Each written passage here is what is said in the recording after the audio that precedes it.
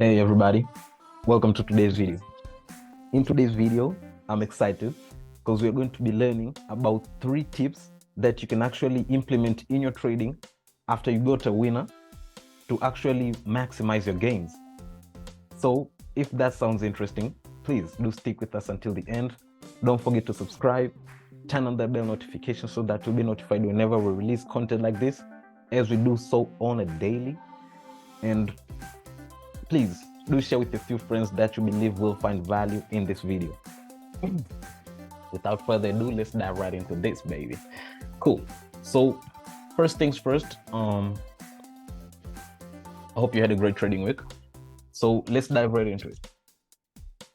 The first tip that you want to learn while you're in a winning trade. Okay, the first way you can actually maximize your gains while you are in a winning trade is to know when to go break even. Okay, so let's assume you took a trade maybe here. So let's see if we can put in a Fibonacci here. I think that will actually fall on about 0.71 or 0.78. Not really sure. Let's make sure of it. So let's say you took this trade based off of Fibonacci. 0.71 doesn't align, 0.78 right on point. So let's assume you took a trade based off the Fibonacci retracement, and once it reached the 0.78, you were like, okay, cool, this is where I'm going to be taking my entry, right? As you can see, it also aligns with this structure here. So you're like, okay, cool, I'm going to take my trade here. And then you took a short, anticipating to see prices reach all the way until down here. After your confirmation candlestick, you took your entry. Your stop was above the entry candlestick right there, nice and tight. Take profits somewhere down here. Let's say that is a 1:11 trade, right? So you're like, okay, cool. How do I actually maximize my gains in this trade? First thing that you need to actually look for that will actually help you maximize your gains is to know when to go break even, right? As that's the most important thing, I believe, as a trader. You need to know when do you go break even, because look, as a trader, it's not all about how much are you making. It sometimes it all comes down to, do you have the capital to come back in the market and try again tomorrow? Because mind you, the market isn't going anywhere. Even if right now, like, we are seeing the US dollar in a crisis, the US dollar might even go extinct. I don't know, nobody knows, right? But even if that happens, as a trader, you'll still always be able to find currencies to trade. Because right now, China is trying to replace the US dollar. But if China replaces the US dollar, still you'll be able to trade what's the currency of China called? My bad, I don't know that. I never really trade that, so I don't really follow up on that. But right now, I understand that the currency of China is trying to take over the US dollar, right? Now, even if the US dollar goes, like, isn't used anymore, we are still going to find another currency pair to trade. So what I'm trying to say is that you always need to first preserve your capital so that you can know that tomorrow I'm going to come back in the market and be able to fight. And the way you can do that is by making sure that you go break even at the right moment. Now, once you take a trade, like let's say for instance, like here, you've taken a sell and then the trade started going in your direction and then it hit this market structure here. You can see prices started to come back up, and then this candle here. So I'm going to be putting this wick up here, because if I put it down here, these words actually cover the candles. So I'm just going to be using this. You have to look at the dots. You can see here, after hitting this market structure, prices started pushing higher. And then here they kind of got rejected and then started pushing lower again. But you can see after prices reached this structure here, they started to push a little bit higher, right? Now, as a trader, once prices reaches another market structure, it's your responsibility to go break even, because in the market, anything can happen. That's just the reality. Anything can happen at any given time. And you don't want to be out there guessing, like maybe prices will keep on pushing lower. Yes, maybe they will. And in this scenario, they did. But it's not all the time that prices will keep on pushing lower. So the first thing that you need to do is always go break even. once prices reach another market structure, that gives the possibility of prices to reverse and go back in the opposite direction, right? Now, second time, or another place where you can go break even, is once prices go 1 hour in your direction. So for instance here, you are risking about 15 pips, 150 pips. This was 4 hours, 150 pips, and then prices reached here about over 400 pips in your direction, right? So that means prices already went 2 hours in your direction. So that means you should have been break even like 150 pips ago. You know what I'm saying? So you always need to know when to go break even as a trader, so that you can always maximize your gains by not losing your capital. Does that make sense? So first things first, as a trader, you always need to know when to go break even, so that you can maximize your gains, because at the end of the day, the gains aren't just what you make, but also what you've compounded. So if you protect your capital, even if you're making 1 hour a day, that means in the long run, since you wasn't losing anything, you'll have compounded a lot of money and you'll actually be on the winning side further than most of the traders, right? So first thing is to know always when to go break even. Second thing is to actually know when to add on a trade, right? As a trader, once you catch a winning trade, you need to know if the trend is continuing, so that you can actually add on more trades. All right. So let's say, okay, you took this trade. In this example, you can't really add on because you can see prices are just breaking and pushing, breaking and pushing. So there isn't really an opportunity to add on. Now let's rewind the charts and see if we can actually get a place where you can actually give an example where you can add on a trade. Okay.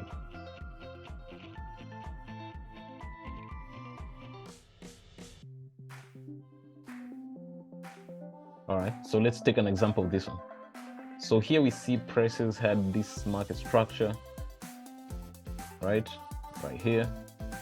And then here below, we had another market structure here. So let's assume you already saw this trend coming from the higher time frames, and you're like, okay, once prices come here, they give me a retest, I'm going to take a buy. And then you did, aiming for these highs. So let's say you took a buy here, your stops being somewhere down here below the structure, aiming for these highs up here.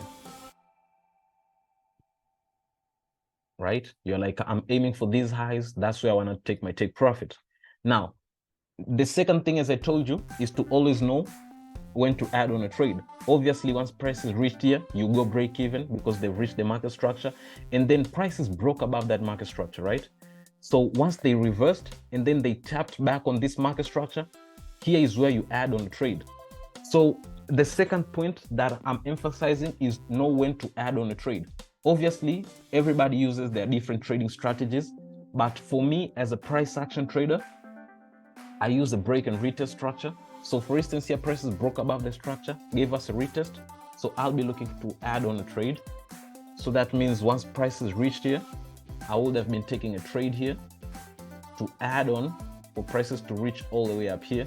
My stops would have been somewhere down here, or I would have been conservative, aggressive, to give me at least 1:3, right? So this would have typically been my second trade, right? Now,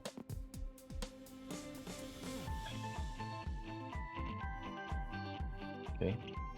So the point I'm trying to emphasize is to always know where to add on a second trade, because you don't want to take a trade and then let the trade just hang in there. Like for instance, once it gives you an opportunity, you just let it be like, I already took an entry, so I'm just going to let it ride. No, if you get a second opportunity to take the trade, you should be looking to add on more trades so that you can actually maximize your gains.